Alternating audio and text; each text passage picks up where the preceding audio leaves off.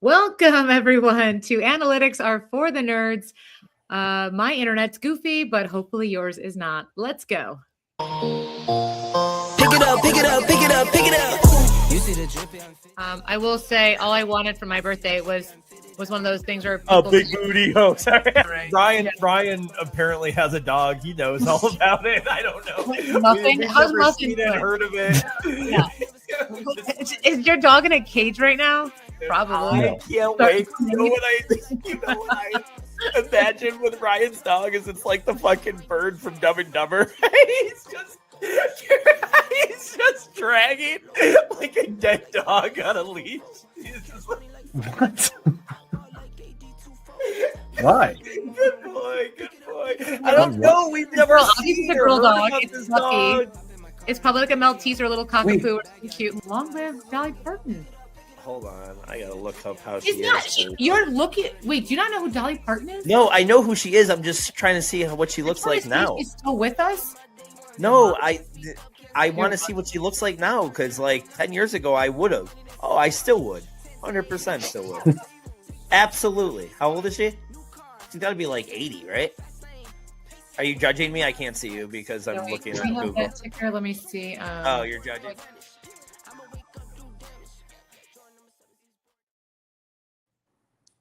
Oh, that dog video, Louis. That was pure genius.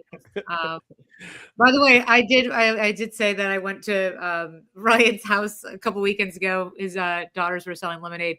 Did not see any dog. You didn't see Vita there? Really? I'm telling you, still again. She's right here. I will bring her on camera right now. Insane. Bring her on. Reveal. What was it, Vita? Because I don't know if anybody. I hope she's a lion. I hope she's like a lizard. Oh, look at her. Okay. She is 17 years old. She is the best. She's a Havanese Pomeranian. She's the so best dog cute. ever. Oh, your she's so podcast debut, Vita. Nice job. Well, I'm sorry I ever questioned her existence. Sorry, old yeller. I like that. You're like, she is born in 1776. She's so cute. She probably was probably can't see the sun because she doesn't know how to like shut her eyes anymore. So that's why she was staying inside. So lovely. So how's everyone doing? Are we doing good? It's Wednesday. Yeah, I mean, I've had a week.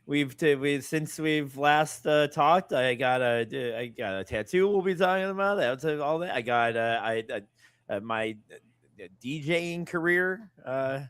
We had a real fun wedding on Saturday, and then a little vacation. So I'm nice and re-energized, ready for this.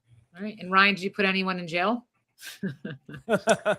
No, definitely a lot of work this week, but I do have something to look forward to this weekend. Got a nice golf trip to Firestone Country Club in Akron, Ohio, so I'm excited for that. Ryan, a typical golf game is 18 holes. What normal length game are you going to participate in? Well, I'll be doing 54 holes over 2 days. So yeah, I'll be packing it in. Yeah, it's gonna be great. Can't wait. You're going this weekend? Yes. Do that? Yep. In Akron, Ohio, you said? Correct. Yep. This weekend is another weekend, as we should bring it up on a fantasy football podcast, is the fifth year in a row that we've done there. How long? Maybe 3 years, I think we've done this podcast, but a third year in a row that we will be missing the Fantasy Football Expo as a group. I know, Allie, you get disappointed every year. I think we should announce right now that we are going next year. Allie, you have 363 days to come up with an excuse not to, but I feel like we should count on it next year. We'll see you all at the expo. I think we absolutely can sell Allie on this, and what we're going to do is we're all going to promote a new event that's going to be for charity, and it's going to be a boxing match between Louis and whoever that other guy was from Scott Fishbowl, and you guys could just fight, and then we'll raise money. I feel like that would it's a good cause. Let's just settle it in the ring. think that would go over really, really well.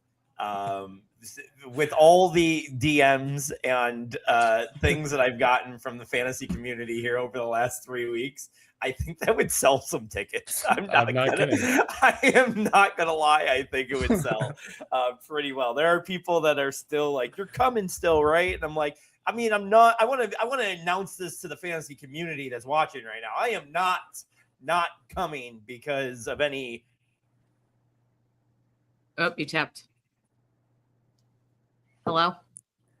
They're just censoring him. Oh, he just was censored. Oh, still nothing. That's really funny. That's like that felt like Allie was muting me. Like, he's going off the hinge. No, I'm not going because of any Scott Fishbowl drama. I'm just I have 2 friends' birthdays this weekend, and I just went on this vacation this week, so I'm not going to be able to justify it. But I'm sad that I won't be there. It's the second year in a row I won't be there. And there is a lot of people, including Scott Fish, that I like hanging with when I get there, and it will be disappointing to see all the pictures and me not involved. But have fun, everybody.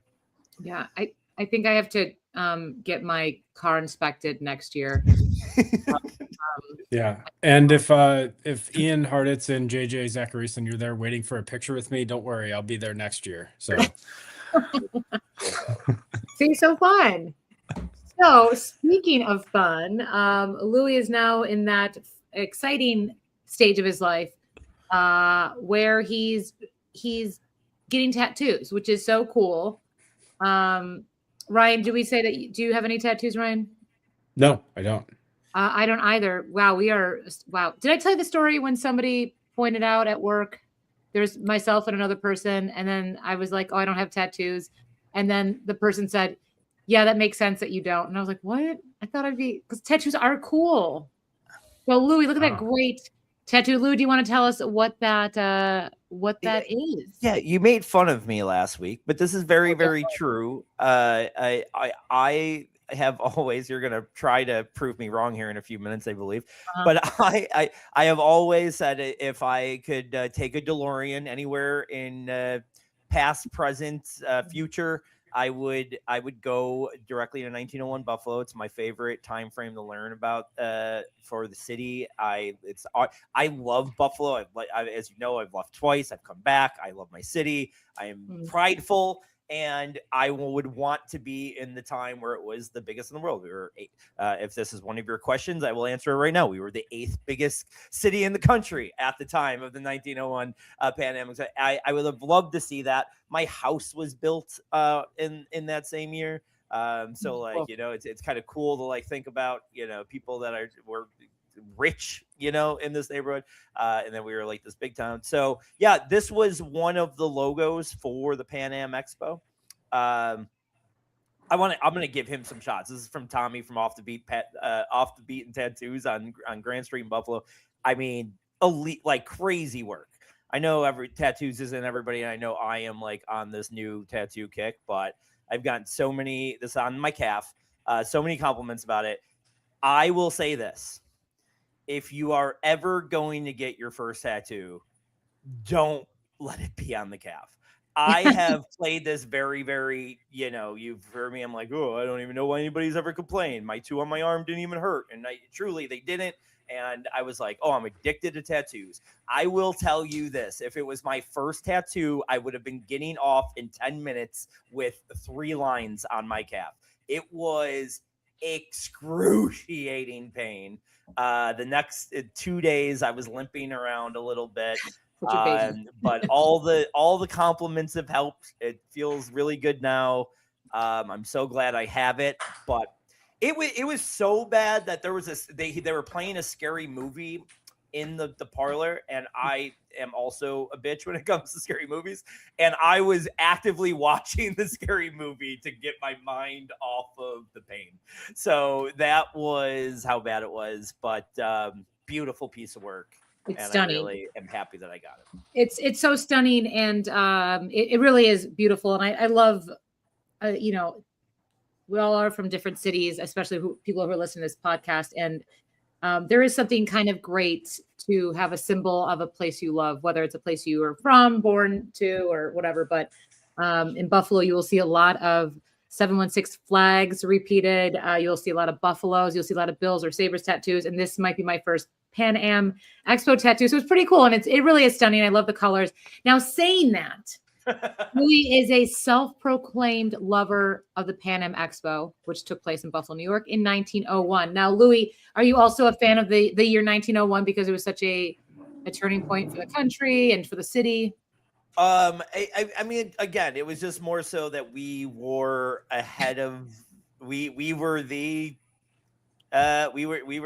spotlight of the world at that moment, and that's kind of very cool. And no, I guess that time frame is cool to me, but no, I think after 1901, if I had a second trip in DeLorean, I would go back to like OG colonial days, like late 1700s. But if I had a DeLorean, I would just go back to Puka Nakua's rookie season and draft 100% of him in BBM. That's what I would do. Draft a lot more. Memorize the lotto numbers. That's such a good line. So good. So what we're gonna do is, because Louis is like, yo, I know the Pan Am Expo. I like know this time. This is my shit. We're gonna quiz him, and just a reminder, I do have a bachelor's degree in history, so I do have some knowledge, and I've read 9 books this summer already, and most of those were nonfiction. So with that, also reminder 4.0. Dean's no, by the way, you're killing it. Like, this is your year. And I read over 3 half books that I didn't finish. I'm just saying, so these are going to be tough questions. So okay. And there were not a lot of pictures in them. I'm just saying, not Louis Goes to School is a great read, but so that's what I'm saying. I'm saying that because I don't want you to feel like you don't know anything, because you do know a lot. You are for saying that. I'm going to destroy you. And also, Ryan is going to be a scorekeeper, and you're also going to be just the podcast attorney, as you always are. Okay, so once again, if you're just joining us, Louis got a Pan Am tattoo, which is a Pan American Exposition in 1901, which took place in Buffalo, New York. So, Louis, in 1901. There were 45 U.S. states. What was the 46th state that happened after 1901?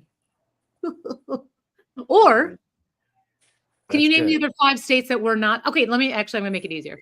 What were the 5 states that were not a part of that did not receive statehold in 1901? What were the 5 states that were not in the U.S.? If I told you what was going in my head the last 20 seconds, it was just a lot of things that were wrong.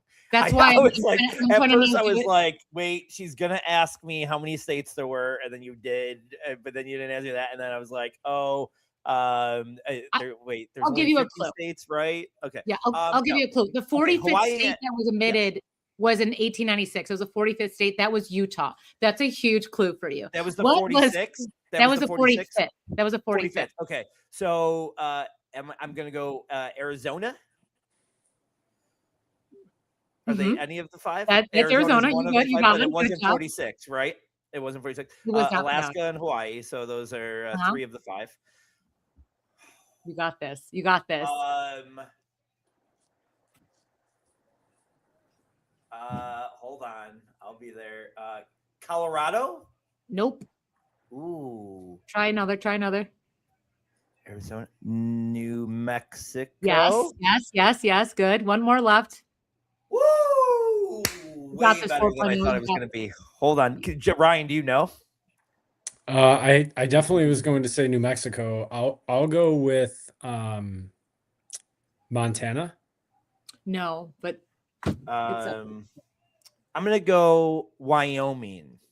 Is that your final guess? No, because you're gonna say no. A lot more questions, guys. It wouldn't be Nevada. Nevada's no. Oh, it could be Nevada. It definitely will be Nevada. Okay, is that your final answer? Yes, Nevada's my final answer. Incorrect. It's Oklahoma. Oklahoma, really? Yeah, 5 states who had not achieved statehood in 1901 were Oklahoma, New Mexico, Arizona, Alaska, and Hawaii. The last, Utah was the 46th state to enter the union, and that was on November 16th, 1907. But that's really good. You did really, really well on that one. Okay. What was the date that we're going to now go into? I'm going to go all over the place, but what was the date when, this is obvious because this is a big deal on your tattoo. What was the date that President McKinley was assassinated at the Pan Am Expo? What was the date McKinley was assassinated? Is it really on my tattoo? Hold on. Let me check my calf. Big.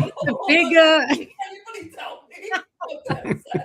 What was the date President McKinley was assassinated? Wait, I do remember being a little bit shocked. It's crazy that this is it's July 13th. Is it July 13th? Nope. September 13th? It's July or September. It's not September 13th. Is it really on my calf? It's definitely September. I feel like it's September because I remember equating it to football. And it went on. Was it when he got shot? Are you asking when he got shot or when he died? Because didn't he die a couple days later? You're so bad at this, man. What was the day he was assassinated? Which means the day. So what? Okay, because there's a two-part. Didn't he die a couple days later? Am I wrong about that? He did die a couple days later. What was the day he got shot? That's the easy one. I will say he got shot. I'm going to say he got shot on the 6th, died on the 13th. Very, very close. Shot on the 6th, died on the 14th. Died on the 14th? Yes, 8 days after he was shot. Okay, so and he died from. Oh, something. Something in the abdomen. He got shot in the abdomen, and then something happened. Oh, they did all the wrong shit. They did. They were giving him the snail blood stuff. No, they were giving them milk of the puppy, and they were giving him milk of the puppy, and it was spoiled. And it was medical malpractice, but that was what they did. But okay, correct answer is infection. He died. That's from medical infection. Malpractice. That's. I don't know. Ryan's taking tally of what if you're getting these. You know what? We would have accepted there as the cause of death. He got shot, but you didn't say that either. Yeah. There is a way. I'm gonna look at it. I'm gonna look that up at some time when we're talking here in that show because something happened where they did say it could have been avoided if it wasn't for some yes, because as I said, the X-ray machine was invented. It was being shown at the Pan Am, which would have easily made the bullets been retrievable, but he died from an infection. You still got it wrong. I'm still gonna ask you questions. I don't trust. I feel like you're gonna look stuff on your phone, so you're not. So. I don't even have my phone anywhere in my Theodore Roosevelt became the president after McKinley was assassinated. Wilcox Mansion. He was the youngest person to take office. What number president was he in U.S. history, and how old was he? Theodore Roosevelt.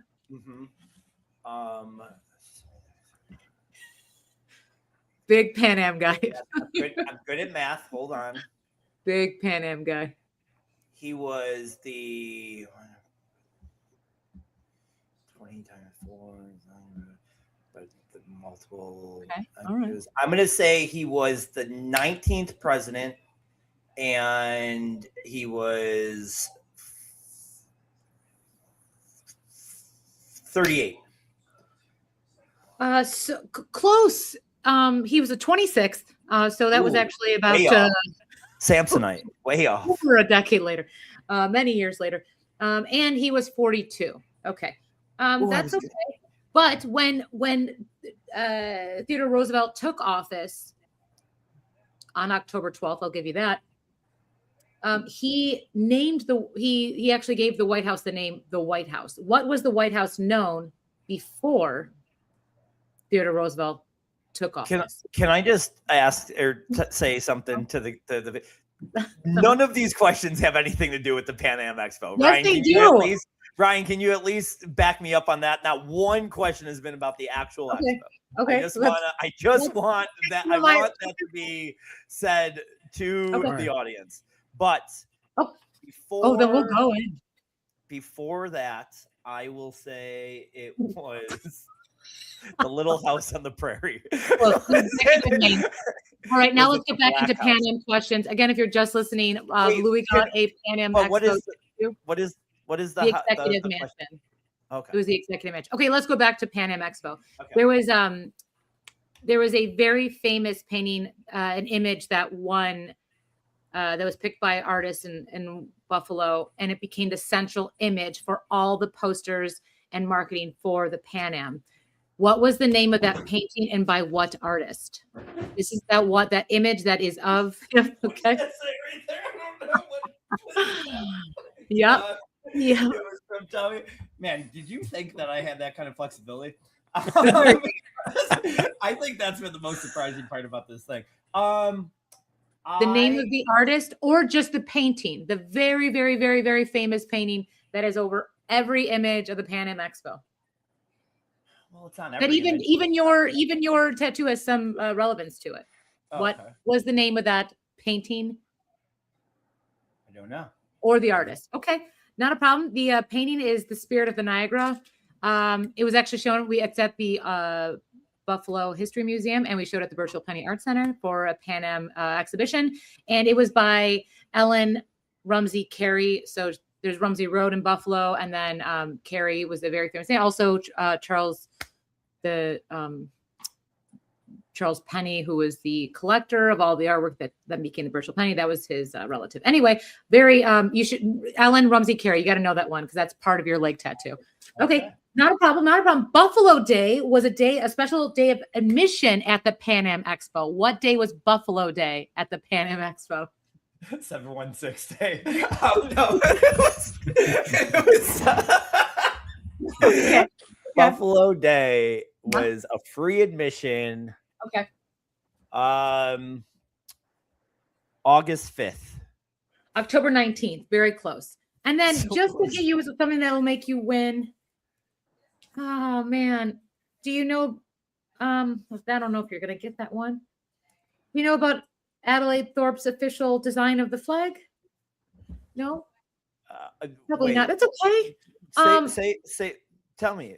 Adelaide Thorpe was the official creator of the official flag for the Pan Am Expo of 1901. There were it featured elements that represented what? It featured say it again. This is the last question. Yeah. Adelaide Thorpe was the official designer of the Pan Am Expo flag, the flag that was used to symbolize the expo. On the flag, there were certain elements that represented what? Lights, electric.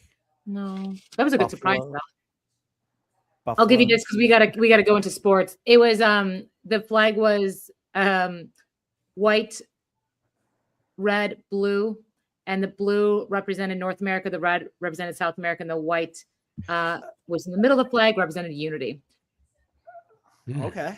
Okay. So anyway, I got more 1901 stuff. We're going to move it along because we got sports to talk about. I did tell you it was going to be very, very hard. The other ones I didn't ask you involved the Nobel Peace Prize and what did Nobel invent. And I figured I'm not going to ask you that. That was all in 1901. Dynamite is the answer. But I want you to succeed because you want to know what Louis knows how to do. Wait a second. Hold on. Dynamite won the invention of dynamite won the Nobel Peace Prize the year that electricity was shown? No. So 1901 was the first Nobel Peace Prize. Nobel was the man whose name it was after, but that was held on Nobel's 5-year anniversary of his death. Nobel invented dynamite. Got you. Okay. I thought didn't win a Peace Prize for that though. Okay. Did not. No, because you know what? Okay. Doesn't really make sense why that guy has a Peace Prize named after him if he's inventing dynamite. No, I don't really get that. Other fun things that happened in 1901: the Gillette invented the double-edged razor. The modern flamethrower was invented in Germany, obviously. And then happy birthday to the Commonwealth of Australia. They Yeah. And Queen Victoria died in January 22nd, which I saved you all from answering those questions. Okay, so we're gonna talk a little football. Should we do our little quick run, or should we do that later? I just want you guys to know that I was keeping score here, and I wrote down Yeah. 2 things: Pan Am and Louis. That's all I wrote down in my notes. Did Louis get? I don't think that there was much different. I don't think there was much to add to that, to be honest. But I didn't know what the scoring system was. If we were doing half points, full points, I was confused. There is a fun follow-up that how many stripes are on Louis' flag? and I am unsure. I can't. One but side. I will say that the image itself does show the same amount. The actual image that they used showed the same amount of stars. So blame the original artist. Okay. I do know you have on one part of the flag there's 7 stripes. On the other half of the flag there's 6 stripes. And then the same thing with the red, but that's showing dimension. I think it's so cool. It's beautiful tattoo. I'm so proud of you. And let's talk football, gentlemen, because we got a lot to talk about. Do I do Vlad? I won't do Vlad, Dad. I'm going. Should I do it? No, you All can right, go guys, ahead and do it after this. Okay. Yep. So, we are keep it rolling. We're gonna talk about Louis' latest article. So you did 3 of the biggest Dynasty fantasy value fallers. Yep. I want the 3 picks from both of you. Yeah. I'll Ryan, I'm sure again you both read it over at did. blitzmedia.com. I did, and I'm ready to drive over to your house to fight you. So well, I know the one that you're ready to fight me on. Yep. I will say, and I'll give you more time because everybody can go and read mine over at blitzmedia.com and see why. But mine are Kyron Williams for obvious reasons. I think there is definitely a shift there. Blake Corum was getting 50-50 towards the end of the year. I think he can only take over more this year. Bucky Irving. I will say I wrote Bucky Irving in that article, and I don't feel 100% confident on it. Like I think Bucky is like kind of a cute name for people to use for these articles because it seems like, I mean, his value is dropping because a lot of people are talking about it dropping. I'm saying so I don't think I was not factual to include him in this. I just don't know if I completely believe in it as much. I do think that Tucker, Tucker is one of my favorite sleepers. I am doing a lot of Gainwell, and Bucky Irvin did look like a completely different back there towards the second half of the year last year. I wonder if that doesn't continue this year. His profile has never been amazing. So he's easy, a late round pick, easy to get away from if they want to. And then Travis Hunter, I know you're going to fight him a lot, but the guy's a really good football player. He's a really good cornerback. He's just not going to play wide receiver in the league. He's going to play a few snaps every game, maybe. But he's going to be their number 1 corner, and he's their number 4 wide receiver. So you're going to see him play a lot more corner, and I think there's still enough hype to his name if you ask Ryan Mura, where you can go find your Ryan Mura in your league to get you something for him, because I think there's enough excitement for him that you can't hang on to number 2 pick in your rookie draft from a year ago value.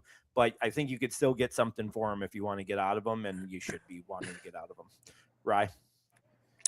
Well, I just disagree on the Travis Hunter evaluation. I think it starts with the quote that got everyone confused and turned around, which is that he was going to continue to play snaps on defense. Didn't say anything about the offensive use, and Liam Cohen was very coy last year at this time about their plans for the offense. I don't think he tells us a lot of his actual the truth when it comes to this sort of thing, and the actions speak louder than words. If you look at what happened towards the end of the season before he got injured, he was really starting to become featured as the wide receiver 1. Now you can say, are they going to get scared off by that and say they don't want to get him hurt, so they're going to start playing him more at cornerback? I don't personally think so. When you invest that much in a player and trade first round draft capital for him to secure him, I think you're going to live with the consequences of it. So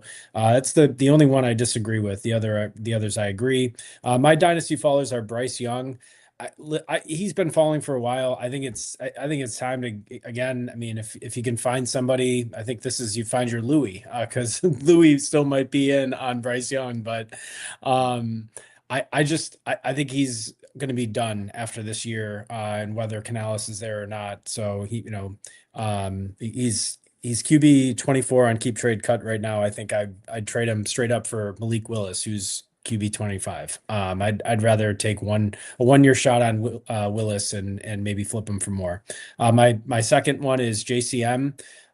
Ja'Cory Cross-Merritt, I think, is like nice in theory, and it's an ambiguous backfield, but I'm just not liking the vibes that are coming out from what I'm hearing so far. I think, early signs are pointing to, some combination of a committee backfield and who knows, like, Katron Allen could come in there, and I just don't really want to invest what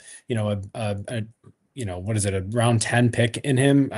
I'll pass on that. Finally, Michael Penix. Again, he's got not much value at this point, but the signs are at least showing me that it's Tua's job to win. And so I'll pass on Michael Penix here and just trade him for basically anything I can get at this point. Oh, Louis, what do you think about that? Yeah, I mean, I don't think you're going to get anything for Penix, like you said. I feel pretty confident that it's going to be Tua as well, and that Penix probably will not get another chance.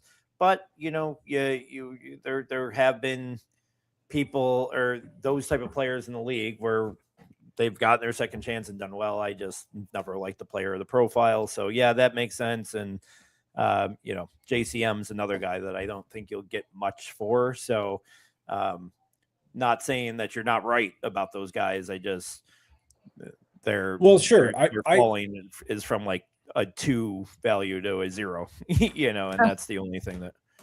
Yeah, no, I more so understood the question as like, who is falling, in this landscape, and who are you also looking to get out of? And these guys, I think, fit both of those categories for me. For sure. All right. Thank you for that insight, gentlemen. Now we're going to go into, are we going into AFC South? Yeah, sure. Right? Because you guys did your 3. Yeah. AFC South preview. So this is, we've been going through all of the divisions, and we're in the AFC South this week. And this one I'm pretty interested in getting your take, gentlemen. I'm going to go first up, Louis. We're going to go in the Colts, and Ryan, please respond to this. After Louis, who is the wide receiver to own at current value for the Colts? Is it weird to say Stephon Diggs?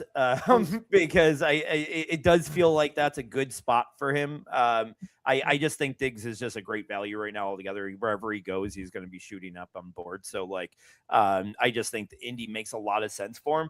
But if that doesn't happen, I truly am starting to like Downs and Pierce at their value, because I don't think anybody loves either of them, and Pierce is slipping right back to Downs at this point. I do think that the rumors of like a guy like Diggs or Debo or Keenan Allen even going to India has kind of brought those both back. If they avoid a free agent, those two are both going to eat at 10th round players right now. So I honestly, that whole offense is a little bit exciting to me right now, because they're becoming a value.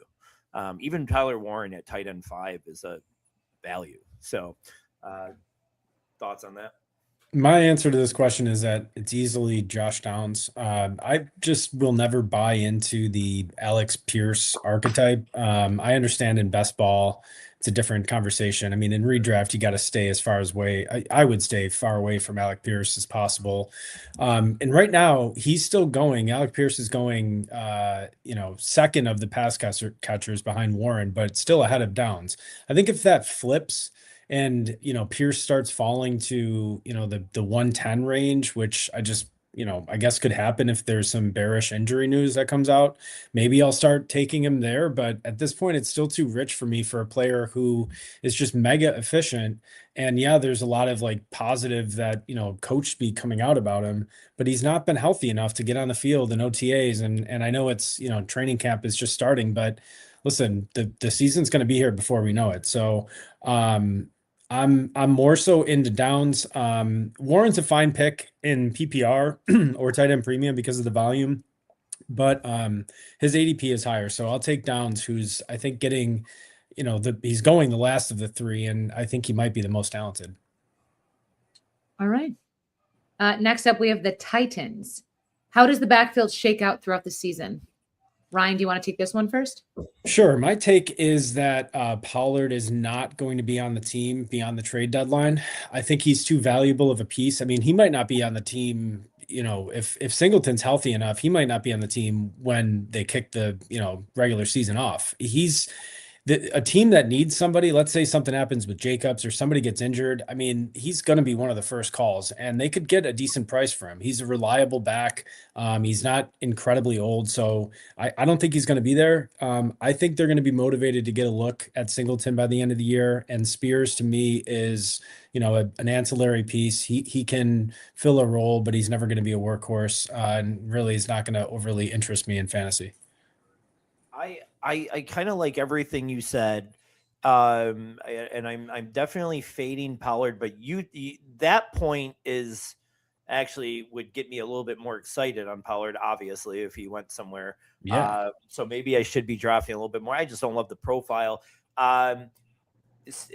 Spears is a click for me a lot, only because his value is enough where he's got a good floor, I think, in this offense this year. I think that he will be used in the passing game. Daboll's shown.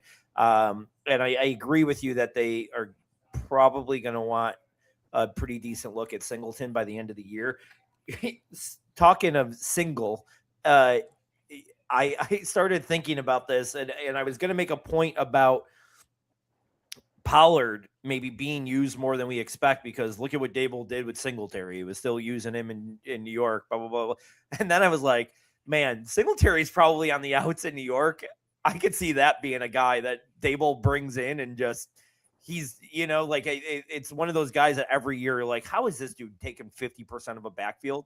But would you be shocked at all if Daboll brought him in and he was a big part of that backfield at, split, at least early in the year, especially if Singleton is still injured? I suppose not. I think there may be, better options out there at this point, but Daboll has shown to be a loyalty guy, and I get the point. So, yeah. All right. Next up is Jags. I'm going to have Louis go first with this response. So rank the 4 wide receivers and how they will finish in fantasy points this season. I'll make 4 it easy. wide receivers. Yeah, I'll make it easy and quick because I think I go right by ADP. Maybe BTJ might be higher than Parker, but I got Parker Washington 1, BTJ 2. I think BTJ does have a bounce back year, and he will have some monster games. I just still think Parker Washington's going to be the most consistent player there, and then Myers, and then Travis Hunter. I think this might be one of the most important fantasy questions to get right this year. I'm going to go I'd love to say Hunter, number 1, because of much as I love the talent, but I agree that there are some volume concerns. I do think that if there's an injury to any one of the top 2 to 3 guys, there is an immediate opportunity to jump, multiple spots here for him. But I will go just pure market right now. I'm going to agree with the market that it's BTJ, Washington, Myers, and then Hunter.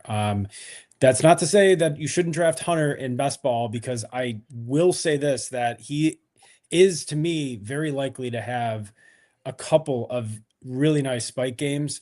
And at that cost, at pick 150, I mean, why not? I think that easily pays off that draft position, especially if it happens in the playoff week. So that's my bull case for still drafting Travis Hunter. All right. And then last one, we're going to have Ryan go first. The Texans. Is CJ Stroud capable of bouncing back into what we saw in his rookie season?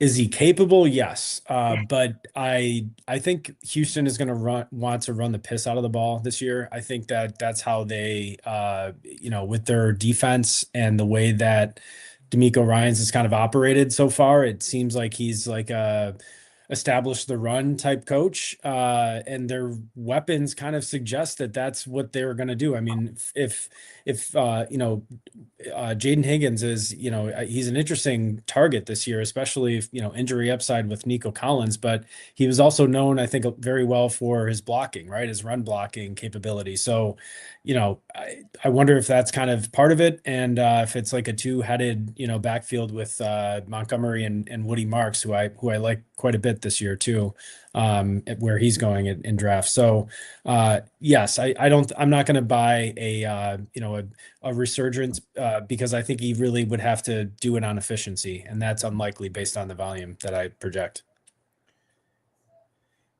Yeah, I agree a lot with that. My thing is again just a good defense. The defense is one of the best in the league. They're gonna really not have the opportunity or need to throw a lot, and so could he ever have that in him if he had 3-star wide receivers like he did that year? Sure. I just don't know if the team is built to need to rely on him right now. So I still see his numbers staying and without a really high rushing upside, I think he deserves to be drafted where he is. All right. Great takes. And I feel like that pause, Louis, you were just trying to memorize every single thing that happened in 1901. So I really respect you did really well. I gave you tough questions. So speaking of tough but reliable, we're going to talk about a great sponsor we have here on the podcast, and that's Valid Dad. So Valid Dad is a brand dedicated, it's a brand created to empower fathers and reflect the values of strength, commitment, and authenticity. They exist to highlight the importance of active fatherhood and celebrate the men who show up for their families day in and day out. Through their designs, they honor real fatherhood and inspire the next generation to lead with purpose, strength, and pride. Stay valid. Now, mention that, you know what, guys, you can all go to validdad.com and use promo code Not Your Uncle for 10% off. What a steal. But again, that's validdad.com. Use code Not Your Uncle for 10% off. Look at that. You're so much better at that again than me. We did skip the last part of the AFC South thing that if we could do it really quick.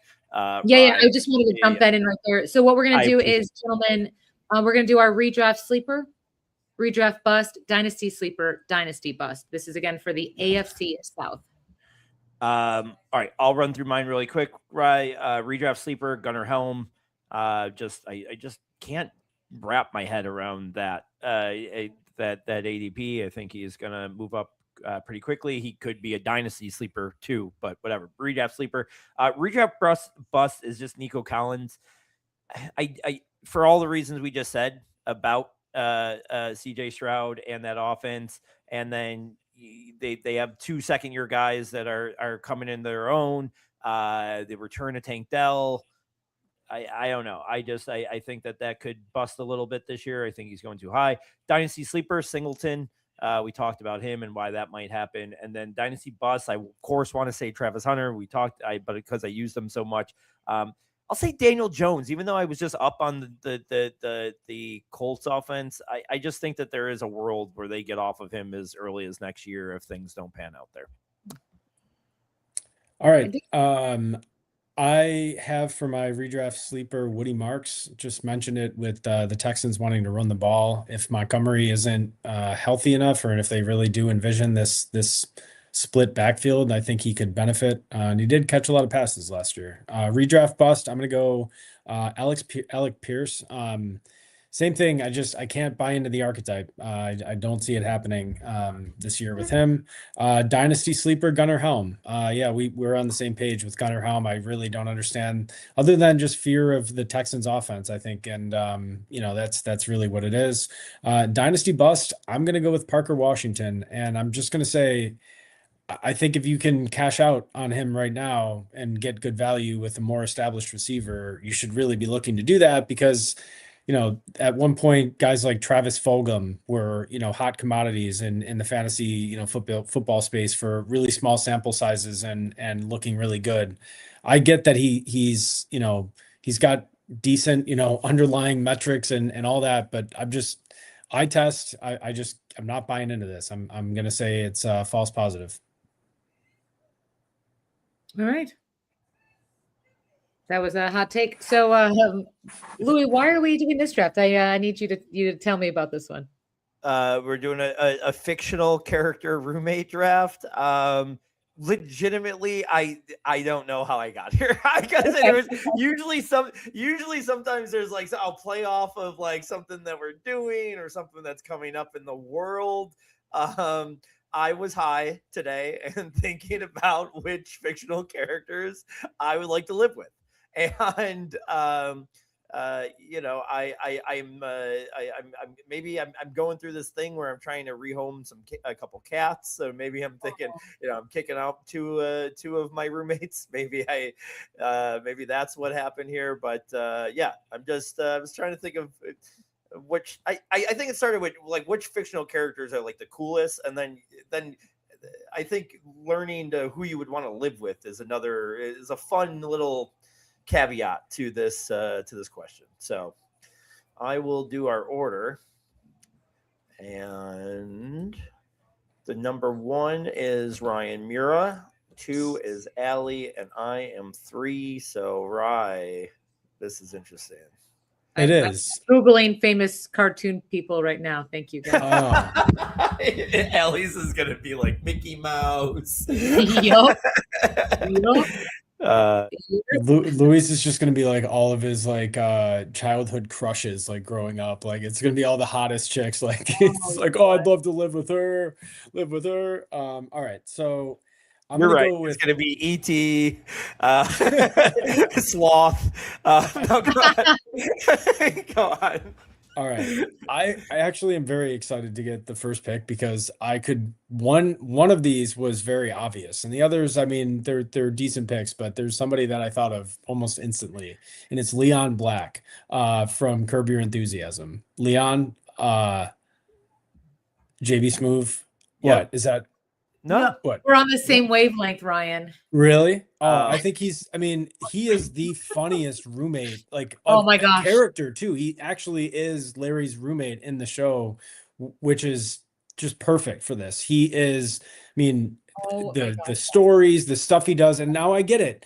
There's also some annoying stuff, right? He's taking all the stuff and he's pissing Larry off, but just overall, I think if you look at this, he is the number 1 pick because he's hilarious. Like he also adds so much from like what you would get from living with that guy. So yeah, Leon is my pick. That's so funny because my number 1 was Larry David. And just because he is one of the funniest people ever, a great amazing character. I love his relation with Leon. He actually probably would be the worst person to live with because he would be so. Are we calling him a fictional character though? Because he's a real Larry David on the show. Okay. Or right. Larry David on the new 1776 show, which is also so funny if you haven't watched it yet. Is it about 1776 colonial times? It's like American. Is it about the? So funny. It's like I think you would love it. It's really, really funny. Maybe we can get him to do a sequel of 1901, the Pan Am.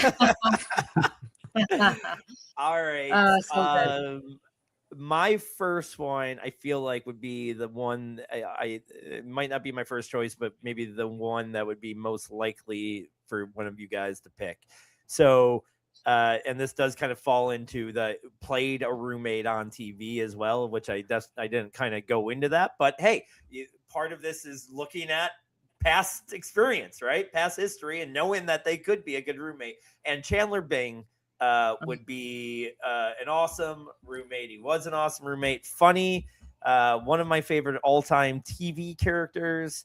One of my favorite actors, but whatever. Right. Chandler Bing, I would be awesome. Would be an awesome roommate. And then this one, Mrs. Doubtfire. You get everything. You get a bro at night, a funny bro at that. You get the maid in the morning. Miss Doubtfire is the best, I think, roommate of all time. And that would mean Robin Williams would still be alive. So that's kind of cool. So good. I love that. Great pick. Thank you. Yeah. You get 2. You did both, right? Yeah, I did both. So my, this is where then just kind of how I'd be able to live with people. My next pick for best roommate would be Astro from the Jetsons. I love a dog, and he is a big, beautiful little clumsy dog. Yeah. I almost went with the robot from the Jetsons on my list because it's like a Roomba with extra features. But she'd be so loud. She would be so loud. She was clinky. Yeah. I realized that all of the characters in my list were actually roommates in their shows or whatever they were doing. So I guess that maybe. All right. My next pick is Johnny Drama. So of all of the Entourage guys, I feel like, all right, yeah, you could live with E and like, yeah, you get the stability, the heart to hearts or something. With Turtle, you get like the comic relief but Drama is just like he's ridiculous. He had the funniest. He had the funniest lines. I feel like in hindsight, looking back, like his character aged the best, so to speak, for like the comedy portions, I'd say. He was just great in that show. So my next pick after Johnny Drama is going to be Charlie Sheen from 2.5 Men. That's good too. But that's not, what was he? And then Charlie Harper, right? Was that something Harper? Yeah. Right. No, that's great.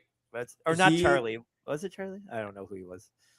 Yeah, I can't. It was Charlie, the brother. I don't know. They were the Harpers, I think, but I can't remember which one he was. But no, that's a really good one. Go ahead and explain why. Well, I mean, he's obviously, he's unwell, but it's kind of like you're observing. It's just entertaining, right? I feel like he would just be off the wall and. I'm by winning, like I'm just thinking back to the days where he's like losing his mind and right in the height of the show, he'd be an interesting roommate. That's for sure. Yeah, definitely. Yeah. That's a great pick. You guys are very good at this. Yeah. My next pick comes from my favorite TV show of all time. I am choosing Michael Bluth from Arrested Development. That's good. Michael Responsible. is the dad or the kid? The dad. The dad. Okay. I would have, if I would have picked one from that show, it would have been the weird Job? one. No, not Job. Who's the weird one? Tobias. Yes, that's Tobias. No, not Tobias. Who's the weird kid? The one that's like a little mentally. Michael Cera. Michael Cera's character. No, George Michael. The older adult that's not all there. Yeah, that's Tobias Funke. Oh, you're thinking. Yeah. You're there. Who is okay. it? No, I can't remember. All right, I can't remember his name, but I'll think of it. Oh my gosh, why are we? Oh, you're thinking of Buster, right? Yes, there you go. Yes, Buster Bluth. Sorry. I was thinking of David Cross. Perfect. But no, I there's like 5 good ones from that show. That is really good. All right, for my last 2, I'm gonna go with Ted. The teddy bear. He was. Yeah, that's funny. Yeah, he was a kick-ass roommate and clean. There wasn't a lot of. He wasn't even smell obviously that much, unless he maybe got wet. Maybe he was like a wet dog if he got wet. But no, I think Ted would have been an amazing roommate. And then my last one, I'm gonna go with Meredith Grey. I like to dance it out when I'm mad. She's rich. She brought in people all the time, so the house would always be live. I dream that you both are going to be like this. Everybody around me thinks this is the weirdest. I don't like enough people, but you guys would legitimately be in this in my life, and I'm not even joking. But I think for at least a year in my life, I want to live in like a mansion with all my friends. So like we wouldn't have to be close and you'd have your own quarters in the mansion, but that there was like a living space where we could just all hang out whenever we want. I like that. And so with Meredith Grey, she's always bringing in strays. She likes to dance it out when I think I would like that type of house, maybe short term, maybe it would get old, but I like the idea of it. I just want to let you know, Louis, that's called the college experience. So Yeah, I was gonna say, and I never had that. So no, but maybe that's kind of cool that you're like feeling that because it's exactly what you're like in right now. So yeah. That's Ben Wilder right now. There you That's go. exciting.